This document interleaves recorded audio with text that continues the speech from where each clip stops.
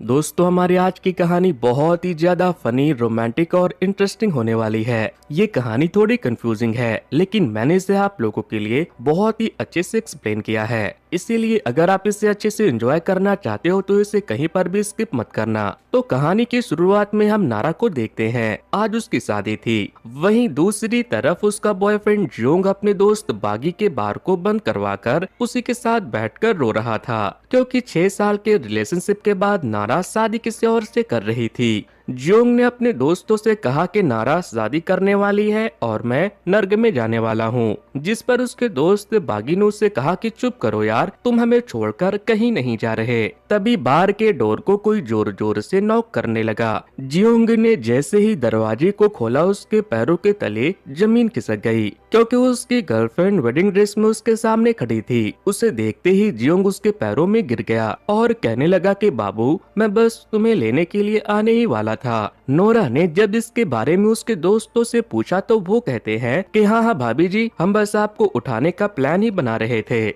इसके बाद Jeong Nora के सामने बहुत रोता है और उससे लड़ाई ना करने के लिए माफी मांगता है। अब हमें अगले दिन का सीन दिखाया जाता है, जहां जियोंग भाड़े का सूट पहनकर नोरा की मॉम से मिलने के लिए एक रेस्टोरेंट में जाता है। जियोंग बहुत नर्वस था। वो नोरा की मॉम को देखकर बहुत घबरा गया था, क्योंकि वो उससे छोटा भीम वाली चुड़ैल की तरह लग रही थी। मॉम ने पूछा कि बताओ तुम क्या करते हो। जियोंग बताता है कि मैं अभी बस पढ़ाई कर रहा हूँ। जिसके बाद मॉम ने जियोंग को ढेर सारे पैसे दिए और उससे कहा कि मेरी बेटी का पीछा छोड़ दो, मगर जियोंग एक सच्चे आशिक की तरह उन पैसों को लेने से मना कर देता है। फिर मॉम ने उससे कहा कि ठीक है, फिर इन पैसों से तुम अपने और नोरा के लिए एक नया अपार्टमेंट खरीद लो। जिसके बाद जियोंग उन पैसों को ले लेता है और इसके लिए उन्हें थैंक यू कहता है। अब जियोंग सोचने लगता है कि मैं तो इसे दानव समझ रहा था, लेकिन ये औरत तो देवी निकली देवी। इसके बाद मॉम ने कहा कि मुझे तुमसे कोई प्रॉब्लम नहीं है, लेकिन नोरा के डैड से तुम्हें खुद बात करनी होगी। जिसके बाद वो उसे अपने हस्बैंड के पास ले जाती है, लेकिन नोरा के डैड जियोंग को देखते ही गुस्से से पागल हो गए। जियोंग ने उनसे कहा कि प्लीज ससुर जी मान जाइए, मैं आपकी बेटी से बहुत प्यार करता हूँ। लेकिन वो जियोंग का कॉलर पकड़कर उसे गंदी गंदी गालियाँ देते हैं और कहते हैं कि कुत्ते, तुमसे ज्यादा प्यार मैं नोरा से करता हूँ, समझा। तभी नोरा चिल्लाकर कहती है कि बस कीजिए डैड, मैं आपसे ज्यादा प्यार जियोंग से करती हूँ। जिसके बाद डैड उसे छोड़कर वहाँ से चले जाते हैं और वापस अपने आर्मी वाली बंदूक को लेकर आते हैं और गोली चला देते हैं, लेकिन बंदूक अटक गई थी। डैड उसे ठीक करने लगते हैं तो नोरा आकर उन्हें पकड़ती है। जियोंग जोर जोर से चिल्लाता है कि हाँ हाँ मार दो मुझे, मैं मर जाऊंगा लेकिन नोरा को कभी नहीं छोड़ूंगा। वो नोरा के लिए पूरा हिम्मत दिखा रहा था, हालांकि वो बहुत ज्यादा डरा हुआ भी था, लेकिन नोरा की मॉम ये सब देखकर काफी एंजॉय कर रही थी। तो खैर, बहुत सारे ड्रामे के बाद फाइनली दोनों प्रेमी जोड़ों की शादी करवाने का फैसला किया जाता है। शादी के बाद जियोंग के पेरेंट्स भी आते हैं। जियोंग की मॉम ने नोरा की मॉम को देखकर अपने हस्बैंड से कहा कि जरा जियोंग की सास को तो देखो, सर पर मच्छरदानी बांधकर आई है। ये अमीर लोग भी ना, इनके तो अलग ही चोचले होते हैं। नोरा की बहन नामी अपनी बहन के शादी में गाना गा रही थी और उन्हें ताने मारकर कांग्रेचुलेट कर रही थी, मगर नोरा और जियोंग अपने शादी से बहुत खुश थे। दोस्तों, कहानी का हैप्पी पार्ट यहीं तक था। अब आगे का ड्रामा सुनो, मजा आएगा। अब हमें कुछ दिनों के बाद का सीन दिखाया जाता है, जहां नोरा एक शो की राइटर बन चुकी थी। नोरा के डायरेक्टर ने उससे कहा कि अब मुझे कुछ फ्रेश कंटेंट चाहिए। ऑडियंस तुम्हारी पुरानी स्टोरी को देख देख कर बोर हो चुकी है। अगर तुम्हें कुछ नहीं मिल रहा तो खुद की और अपने हस्बैंड की स्टोरी क्यों नहीं लिख देती, माँ कसम मजा आ जाएगा। जिस पे नोरा ने कहा कि चुप करो, उस गधे के बारे में लिखने जैसा कुछ नहीं है। अब हम जियोंग को देखते हैं। वो अब एक सक्सेसफुल लॉयर बन चुका था। जियोंग को उसके जूनियर ने ढेर सारे फाइल्स ला कर दिए और कहा कि सभी क्लाइंट अपना काम बस तुमसे ही करवाना चाहते हैं। पता नहीं मैं आपके जैसा कब बनूंगा और मेरी शादी वादी होगी। जिस पर जियोंग ने उसकी तरफ देखते हुए कहा कि बेटा, मेरे जैसे बन तो जाना, लेकिन शादी कभी मत करना। अब हमें रात का सीन दिखाया जाता है। अपने काम से थक हार कर जियोंग जब अपने घर आकर पानी पीता देखता है तो पानी उलट देता है, क्योंकि नोरा ने पानी की बोतल में शराब भरकर रख दिया था।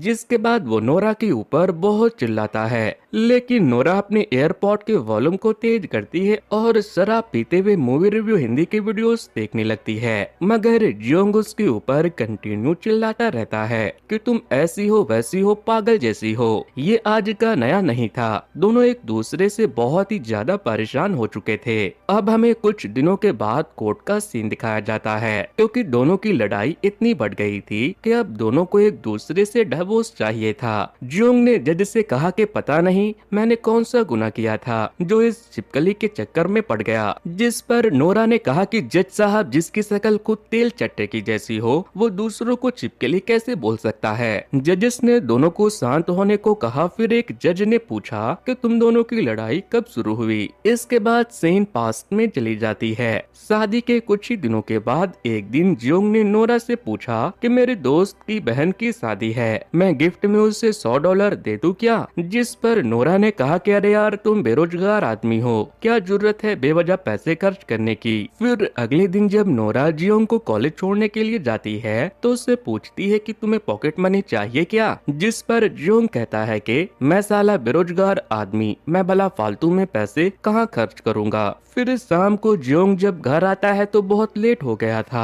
और वो पूरी तरह से बर्फ में ढका हुआ था। नोरा ने उससे पूछा कि तुम लेट क्यों आए और तुमने ये क्या हाल बना रखा है। उसने कहा कि मैं मूवी रिव्यू हिंदी की तरह बेरोजगार आदमी हूँ, फालतू में भला टैक्सी के पैसे क्यों देता, इसीलिए पैदल चला आया। फिर एक दिन खाना खाते हुए नोरा ने उससे पूछा कि कल तुम्हारी मॉम का बर्थडे है ना, तुम क्या गिफ्ट दे रहे हो। जियोंग ने कहा कि मैं बेरोजगार आदमी किसी को क्या ही गिफ्ट दे सकता हूँ। अब नोरा उसके बातों से चिढ़ जाती है और जोर जोर से चिल्लाते हुए कहने लगती है कि तुम एक नंबर के गधे आदमी हो और हाँ हाँ तुम बेरोजगार हो, बेरोजगार। उसके चिल्लाने से नोरा के मुंह का खाना जियोंग के चेहरे पर पड़ता है, जिसे जियोंग उठाकर खाने लगता है और कहता है कि मैं गधा बेरोजगार आदमी, मुझे खिलाने के लिए तुम्हारा धन्यवाद। सीन वापस से प्रेजेंट में शिफ्ट हुई, जहाँ जियोंग ये सब जज को बता रहा था।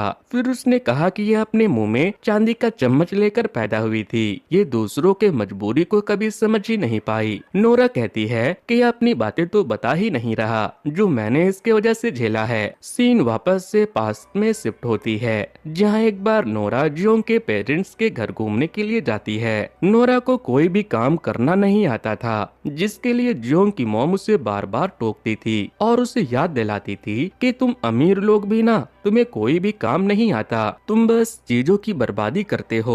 प्रेजेंट टाइम में जियोंग नोरा से कहता है कि वो हमारी भलाई चाहती है और हमारे पैसे बचाना चाहती है। जिस पर नोरा ने कहा कि भलाई और सेविंग, जज साहब पता है ये नहाने के बाद अपने एस होल को ड्रायर से सुखाता है और फिर ड्रायर को फेंक देता है। फिर जियोंग ने कहा कि जज साहब ये अपने पीरियड्स को साफ नहीं करती, मुझे इस चुड़ैल से तलाक चाहिए, तलाक। जिसके बाद कोर्ट उन दोनों को 1 महीने के बाद आने का डेट देती है। इसके बाद दोनों घर जाने लगते हैं। कार की EMI दोनों मिलकर भरते थे, इसीलिए दोनों जबरदस्ती उसी कार से घर आ रहे थे और दोनों कार में भी लड़ रहे थे। लेकिन तभी एक ट्रक आकर उनके कार को टक्कर मार देती है और उनका एक्सीडेंट हो जाता है। इसके बाद जब नोरा की आँख खुलती है तो वो हॉस्पिटल में थी। उसके होश में आते ही उसकी बहन नामी एक्साइटमेंट में चिल्लाने लगती है। उसके चिल्लाने की आवाज से जियोंग भी जाग गया। जियोंग की मॉम जब उसे होश में देखती है तो वो भी छाती पीट पीट कर रोती है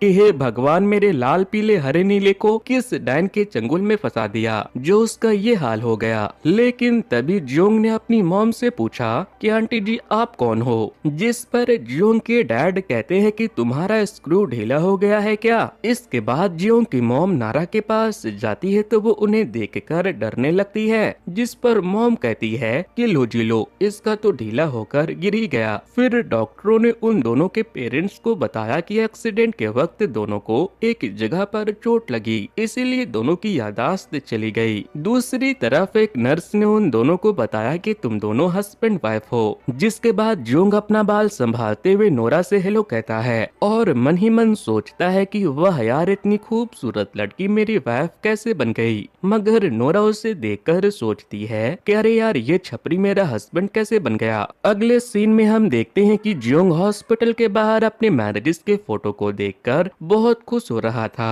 तभी एक पत्थर आकर उसके सर पर लगता है जिससे वो फिर से बेहोश हो जाता है। ये पत्थर जियोंग की मॉम ने उसे मारा था ताकि उसकी यादाश्त वापस आ जाए। उन्होंने ऐसा किसी फिल्म में देखा था मगर उसकी यादाश्त वापस नहीं आती और फिर से उसे एडमिट करवाना पड़ता है। एक डॉक्टर को जब पता चलता है कि मॉम ने उसे पत्थर से मारा तो उन्होंने पुलिस को कॉल कर दिया, जिसके बाद जियोंग ने उसे ऐसा करने से मना किया और समझाया कि ये मेरे मॉम डैड है, कोई बात नहीं। इसके बाद जियोंग ने नोरा से पूछा कि मेरे फोन में 15 तारीख का रिमाइंडर लगा हुआ है, तुम्हें याद है क्या 15 तारीख को क्या है। नोरा कहती है कि शायद एनिवर्सरी या बर्थडे होगा। नामी वही थी, उसने बताया कि नहीं, कोर्ट ने तुम्हें 1 महीने का टाइम दिया है, 15 तारीख को तुम दोनों का डिवोर्स होने वाला है। ये सुनकर नोरा राहत की सांस लेती है मगर जियोंग परेशान हो जाता है। वो पूछता है कि हमारा डिवोर्स क्यों हो रहा है। नामी ने बताया कि तुम दोनों एक दूसरे के जान के पीछे पड़े थे इसलिए। इधर डॉक्टर ने दोनों के माओ से कहा कि कल आप उन्हें वापस घर ले जा सकते हो, लेकिन अगर दोनों साथ रहेंगे तो दोनों की यादाश्त जल्दी वापस आने के चांसेस ज्यादा है। मगर दोनों की माओ को इस बात का डर था कि अगर उन दोनों ने वापस से एक दूसरे से प्यार कर लिया तो क्या होगा, लेकिन उनकी यादाश्त का वापस आना भी जरूरी था, इसीलिए दोनों को डॉक्टर की बात माननी ही पड़ती है। फिर नेक्स्ट सीन में जब नोरा की माँ उसे और जियोंग को लेकर घर पहुंचती है तो घर का हाल देखकर उन्होंने नोरा से पूछा कि ये जगह इंसानों के रहने के लिए है या फिर किसी जानवर की। नोरा ने वहाँ पड़े दारू की बोतल को देखकर कहा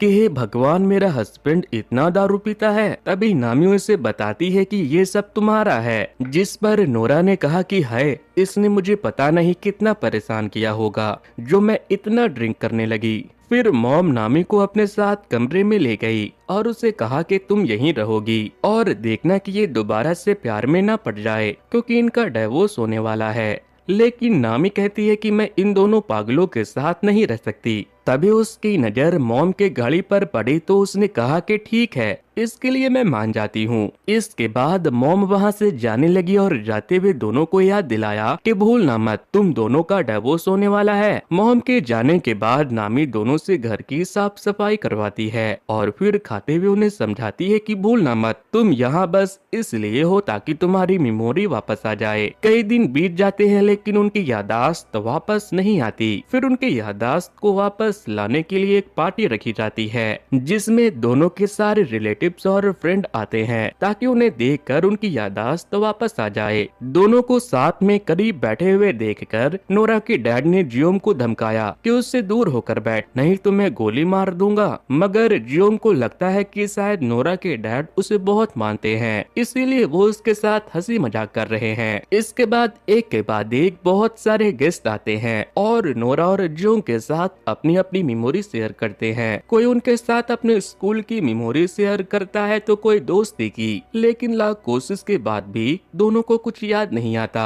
इसके बाद बैगी भी उसे शुरू से आखिरी तक सब कुछ बताता है कि कैसे वो दोनों मिलिट्री ट्रेनिंग के बाद दोस्त बने और फिर उसने अपने रेस्टोरेंट में उसकी मुलाकात नोरा से करवाई, लेकिन इन सब के बाद भी उसकी यादाश्त वापस नहीं आती। अगले सीन में हम नामी को अपने कमरे में बैठकर गाना बनाते हुए देखते हैं। वहीं जियोंग टेबल पर बैठकर नोरा को देख रहा था और सोच रहा था कि आखिर मैं इतनी खूबसूरत लड़की को डिवोर्स कैसे दे सकता हूँ। तभी नोरा भी उसे देखकर धीमे आवाज में उसे क्यूट कह देती है, लेकिन जियोंग ने सुन लिया था। वो उससे पूछने लगता है कि क्या कहा तुमने। नोरा ने कहा कि तुम क्यूट हो। फिर अगले दिन जब जियोंग उठता है तो वो बाथरूम के बाहर अपनी पैंट उतारकर बाथरूम में चला जाता है और दरवाजे को अंदर से बंद करना भूल जाता है क्योंकि बॉडी की भी मेमोरी होती है जो कभी कभी कोई काम बिना माइंड के कर लेती है। लेकिन तभी नोरा भी उठकर बाथरूम में चली आती है और कमोड पर ब्रश करने के लिए बैठ जाती है, लेकिन जब वो जियोंग की बंदूक को देखती है तो चिल्लाते हुए वहाँ से भागती है। इसके बाद जब नोरा बैठकर स्ट्रॉबेरी खा रही थी तो स्ट्रॉबेरी के स्मेल से जियोंग उसे नया ड्रेस में जूम करने होने लगता है और फिर उसे नोरा के साथ बेड पर बिताए गए पलों की याद आने लगती है। जिसके बाद दोनों डॉक्टर के पास जाते हैं और सारी बात बताते हैं, जिस पर डॉक्टर ने उन्हें सलाह दिया कि अगर ऐसा है तो तुम दोनों क्लोज हो जाओ, शायद इसके बाद तुम्हारी याददाश्त वापस आ जाए। अब हमें रात का सीन दिखाया जाता है। नोरा जब सो रही थी तो जोंग उसे मैसेज करके पूछता है कि क्या कल तुम मेरे साथ बाहर घूमने के लिए चलोगी। नोरा मान जाती है। इसके बाद दोनों तैयार होकर अलग अलग टाइम पर घर से बाहर निकलते हैं ताकि नामी को उन पर शक न हो जाए और फिर स्टेडियम में मिलते हैं। दोनों बहुत सारी बातें करते हैं क्योंकि घर पर वो नामी के वजह से ज्यादा बात नहीं कर पाते थे। नोरा कहती है कि अगर हमारी मेमोरीज पेनफुल रही होगी तो वो वापस नहीं आए तो अच्छा है, जिस पर जोंग ने कहा कि अगर हमारी मेमोरी वापस नहीं आएगी तो क्या हम एक फ्रेश स्टार्ट कर सकते हैं। नोरा कुछ कहती इससे पहले स्टेडियम के गार्ड वहां आकर उन्हें जाने को कह देते हैं, लेकिन वहां से लौटते हुए बारिश होने लगी। दोनों छाता लेकर घर की तरफ लौट रहे थे, तभी नोरा का छाता उड़ गया, जिसके बाद जोंग ने उसे अपना छाता दिया, लेकिन तभी नोरा को वो पुराने वाले जोंग की तरह दिखने लगता है। वो उसे किस कर लेती है, लेकिन फिर अगले ही पल थप्पड़ मारकर कहती है कि किस क्यों किया। जोंग ने बताया कि मैंने नहीं, तुमने ही पहले मुझे किस किया और फिर थप्पड़ मारा। नोरा उसे सॉरी कहती है और बताती है कि पता नहीं मुझे क्या हो गया था। इसके बाद दोनों बैगी के रेस्टोरेंट में जाते हैं। वहाँ उसके सभी दोस्त थे। वो क्रिप्टो ट्रेडर भी था जो हर वक्त मोबाइल में क्रिप्टोग्राफ देखता रहता था। तभी वहाँ पर जॉनी की गर्लफ्रेंड भी आती है जो बागी से जॉनी की बहुत शिकायत करती है। फिर बैगी ने जोंग और नोरा को समझाया कि यार तुम दोनों साथ में कितने अच्छे लगते हो, प्लीज डिवोर्स मत लो, मेरा भी डिवोर्स हो चुका है। डिवोर्स के बाद की जिंदगी बहुत मुश्किल हो जाती है। इसके बाद जॉनी की गर्लफ्रेंड उन दोनों को लव शॉट लेने को कहती है। वो मना करते हैं तो वो जबरदस्ती करने लगी और सभी चेयर्स करने लगे, जिसके बाद दोनों ने एक दूसरे को गले लगाकर ड्रिंक किया। लेकिन ड्रिंक के बाद नोरा जाकर जोंग के ऊपर चढ़ गई। दोनों ने फुल लिपटा चिपटी शुरू कर दिया, जिसे देखकर सभी लोग बार से बाहर चले गए, लेकिन उनका क्रिप्टो वाला दोस्त वहीं बैठकर ग्राफ देख रहा था। इसीलिए बेगी वहां वापस आता है और उसे उठाकर ले जाता है। फिर अगले दिन नामी को शक न हो जाए कि जियोंग और नोरा एक साथ थे, इसीलिए वो अपने साथ अपने दोस्तों को भी घर लेकर आ गया। नामी ने पूछा कि नोरा कहाँ है, तो जियोंग पूछता है कि घर पर नहीं है क्या, मैं तो अपने दोस्तों के साथ था। तभी नोरा भी अपने कुछ दोस्तों के साथ वहाँ पहुँच जाती है और नामी के पूछने पर बताती है कि मैं तो अपने दोस्तों के साथ गई थी। इसके बाद नामी ने अपने मॉम को कॉल करके बताया कि खबर अच्छी है, वो दोनों साथ में नहीं थे। फिर जब नामी अपने ऑडिशन के लिए गई हुई थी तो मौके का फायदा उठाकर दोनों बेड पर लिपटा लिपटी कर रहे थे, लेकिन तभी नामी वापस आ गई। उसे कमरे से चूचू की आवाज आ रही थी। वो जब कमरे में गई तो उसने उन दोनों को बेड पर देख लिया। जियोंग नामी को देखकर चिल्लाने लगा, जिससे नामी को लगता है कि जरूर नारा उसके साथ जबरदस्ती कर रही है। वो फौरन वहाँ से बाहर भागी और जाकर अपनी मॉम को कॉल किया। उसने मॉम को बताया कि मॉम आपकी लाडली बेटी पागल हो गई है, वो बेचारे जियोंग के ऊपर चढ़कर उसके साथ जबरदस्ती कर रही है। बेचारा कितना चिल्ला रहा है। जियोंग और नामी उसे मॉम को बताने से रोकने के लिए बाहर आते हैं, लेकिन फर्श पर बॉल पड़ा हुआ था, जिससे जियोंग स्लिप हो गया और नीचे गिर गया। नोरा ने उससे पूछा कि तुम ठीक तो हो ना। जियोंग कहता है कि हाँ हाँ बिल्कुल ठीक हूँ। लेकिन इसके बाद वो अपनी और नामी के मैरिजेस फोटो को देखकर उसे अपना कार्ड देने लगा और कहने लगा कि लो अपने पसंद का कुछ खरीद लेना, लेकिन मॉम से कुछ मत कहना। तभी वो वापस से बेहोश हो जाता है। फिर जब उसे होश आता है तो वो हॉस्पिटल में था। उसे वापस से होश में देखकर नोरा की जान में जान आती है, मगर नामी ने मॉम को तो सब बता दिया था। इसीलिए वो उन दोनों से कहती है कि मैंने तुम लोगों को एक दूसरे से दूर रहने को कहा था, लेकिन तुम नहीं माने। अब जब तक तुम दोनों का डिवोर्स नहीं हो जाता तुम एक साथ नहीं रह सकते। मैं नोरा को यहाँ से ले जा रही हूँ। नोरा ने अपनी मॉम से रिक्वेस्ट की कि प्लीज आप ऐसा मत करो, लेकिन वो नहीं मानती और उसे अपने घर लेकर चली जाती है। वो रास्ते में उसे बताती है कि डिवोर्स के बाद तुम न्यूयॉर्क जाओगी। नोरा ने कहा कि नहीं, मुझे जियोंग के साथ थोड़ा और वक्त बिताना चाहिए, मगर मॉम चिल्लाने लगी और उसे कहा कि बस अब बहुत हो गया, बंद करो अपनी मनमानी। अब हमें अगले दिन का सीन दिखाया जाता है। रात को जियोंग जब घर जा रहा था तो घर के बाहर उसे नोरा उसका इंतजार करते हुए दिखती है। उसने उससे पूछा कि क्या हुआ, तुम कुछ भूल गई क्या? नोरा ने पूछा कि तुम्हारी आंखों में मेरे लिए नफरत दिखाई दे रही है, मतलब कि तुम्हारी यादाश्त वापस आ गई। जियोंग कहता है कि हाँ, बॉल से रोल होकर गिरने के बाद मुझे सब याद आ गया। अब हमें अगले दिन का सीन दिखाया जाता है जहाँ दोनों कोर्ट से बाहर आते हैं। फाइनली आज दोनों का डिवोर्स हो चुका था। जियोंग ने कहा कि एक महीना कैसे बीत गया पता ही नहीं चला,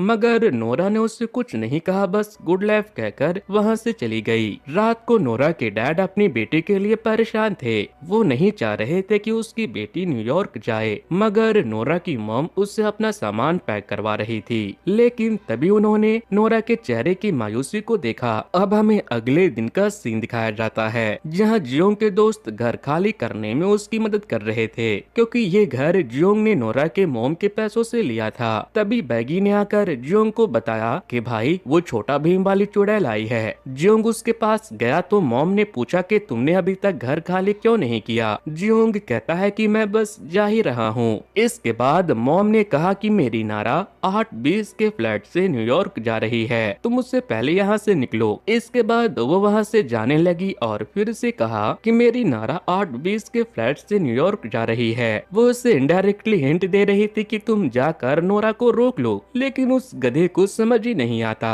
वो नहीं जाता और अपने दोस्तों के साथ बैठकर डिनर खाने लगता है। जॉनी ने कहा कि तुम उसे वापस से पाना चाहते हो ना? जियोंग कहता है कि अब क्या फायदा, मैंने डिवोर्स पेपर पर साइन कर दिया था। तभी उसका क्रिप्टो वाला दोस्त जो कभी कुछ नहीं बोलता था आज पहली बार कुछ बोलता है। वो कहता है कि तुमने अभी डिस्ट्रिक्ट ऑफिस में साइन किया है। उसे बोलते हुए सुनकर सभी हैरान हो जाते हैं। फिर वो कहता है कि अभी तुम्हारा डिवोर्स फाइनल नहीं हुआ है, 3 महीने के बाद डिस्ट्रिक्ट कोर्ट में जाकर भी एक साइन करना होता है, फिर जाकर ऑफिशियली तुम्हारा डिवोर्स होगा। इसके बाद उसने कहा कि मैंने क्रिप्टो में अपने सारे पैसे गवा दिए, अब मैं ट्रेडिंग नहीं करूंगा। जॉनी कहता है कि अरे गधे जल्दी जा, अभी भी टाइम है। लेकिन जियोंग नहीं जाता तो बैगी उसे नोरा के साथ बिताए गए अच्छे पलों को याद करने को कहता है, लेकिन उसे बस उसके साथ बिताए गए बुरे पल ही याद आते हैं। मगर फिर वो कहता है कि अरे ये वक्त सोचने का नहीं करने का है। जिसके बाद सभी बैगी के वैन में बैठकर वहाँ से उसे रोकने के लिए भागते हैं। जियोंग बरस बरस कर लेता है क्योंकि उसे किसकी जरूरत पड़ने वाली थी, लेकिन क्रिप्टो वाला जॉनी का दिमाग खराब कर रहा था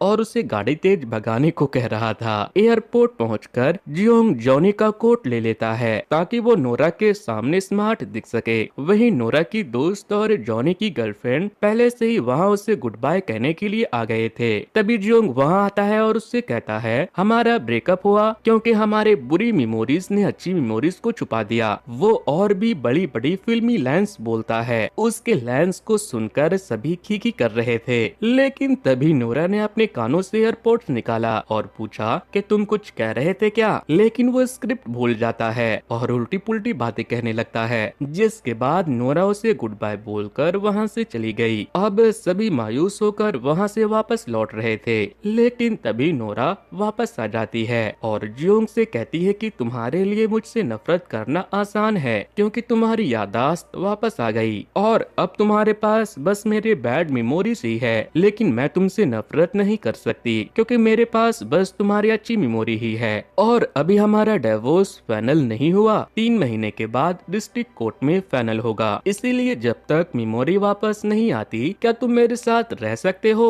दोनों एक दूसरे को देखकर मुस्कुराते हैं और फिर किस करते हैं। अब हमें 3 महीने के बाद का सीन दिखाया जाता है। क्रिप्टो वाले ने ट्रेडिंग छोड़कर बोलना शुरू कर दिया था। वो अब इतना पकाता था कि बैगी के कानों से खून बहने लगता है। वहीं नामी एक नमूने को अपने घर लेकर आती है और अपने डैड से कहती है कि डैड ये मेरा बाबू है, मैं इससे शादी करूंगी। ये सुनते ही डैड घर के अंदर जाते हैं और बंदूक लेकर आते हैं और एंड में हमारा हीरो और हीरोइन अब साथ में हैं। उन्होंने डिवोर्स का प्लान कैंसिल कर दिया। इसी के साथ ये कहानी की यहीं पर हैप्पी एंडिंग होती है। दोस्तों आपके लिए इस वीडियो का बेस्ट पार्ट कौन सा था मुझे कमेंट करके बताना। वैसे दोस्तों कुछ दिनों पहले ही मैंने कैसे ही मूवी की स्टोरी को एक्सप्लेन किया था, अगर आप लोगों ने उसे नहीं देखा है तो इन स्क्रीन पर दिए जा रहे लिंक पर क्लिक करके उसे देख सकते हो। सो वेल गाइस आज की वीडियो में इतना ही। Thanks to, good bye.